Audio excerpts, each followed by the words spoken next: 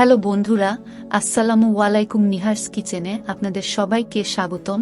আজ আমি আপনাদের সাথে ব্রাহ্মী শাক ভাজার রেসিপি শেয়ার করছি এক অদ্বিতীয় পদ্ধতিতে। এখন আমি ব্রাহ্মী শাকগুলো তুলে নিচ্ছি। এগুলো সবই আমাদের বাড়ির ছাদে লাগানো আছে। এরমভাবে ঘরে লাগানো শাকের স্বাদই আলাদা হয়, সেটা তো আপনারা জানেনই। পরিমাণ মতন শাক তুলে নেওয়া হয়ে গেছে একটা অন্য পাত্রে। এখন আমি আলুগুলোর খোসা ছাড়িয়ে নিচ্ছি। এবারে এগুলোকে লম্বা লম্বা করে কেটে নেব। আপনারা হয়তো ভাবছেন যে ব্রাহ্মী শাকের মধ্যে আলু কেন দিচ্ছি, তার কারণ হলো ব্রাহ্মী শাক এমনিতেই একটু তেতো হয়ে থাকে, তাই বহুবার হয় বাচ্চারা খেতে চায় না, তাই আলু দিচ্ছি যাতে একটুকু হলেও তেতো ভাবটা চলে যাবে। এই পর্যায়ে আমি ব্রাহ্মী শাক ও তার সাথে আলুগুলো ভালো করে ধুয়ে নিয়ে রেখেছি।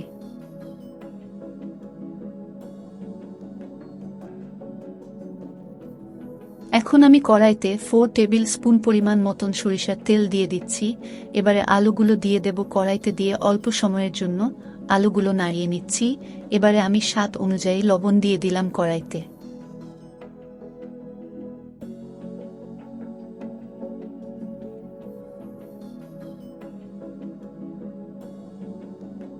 আলুগুলো কিছুক্ষণ নাড়িয়ে নিয়েছি।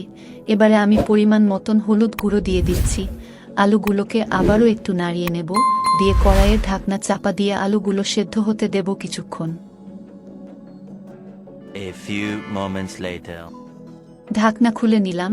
দেখুন বন্ধুরা, আলুগুলো খুব ভালোভাবে সেদ্ধ হয়ে গেছে। এবারে আমি ব্রাহ্মী শাকগুলো দিয়ে দিলাম কড়াইতে। শাকগুলো ভালোভাবে মিক্স করে নেব আলুর সাথে, যাতে শাকের কাঁচা ভাবটা চলে যায় আর আলুর সাথে যেন ভালো করে মিক্স হয়ে যায়। এখন আমি কুচিয়ে নেওয়া পেঁয়াজগুলো দিয়ে দিচ্ছি কড়াইতে। আপনার যদি মনে হয় আপনি পেঁয়াজ না দিতেও পারেন, তাতে কোনো সমস্যা নেই। আমি দিচ্ছি কারণ পেঁয়াজ দিলে একটা ক্রাঞ্চি ভাব আসে আর খেতেও অসাধারণ লাগবে।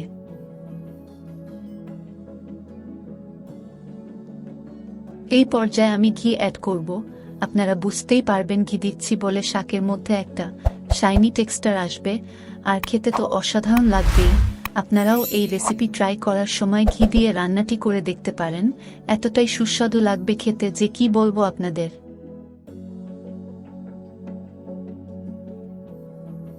এখন আমি 1 টিস্পুন পরিমাণ মতন চিনি অ্যাড করে দেব। চিনি দিচ্ছি কারণ এতে শাকের রংটা বজায় থাকবে আর টেস্টটাও বেড়ে যাবে। আর আমার মনে হয় শাকের মধ্যে অল্প হলেও চিনি দেওয়া উচিত।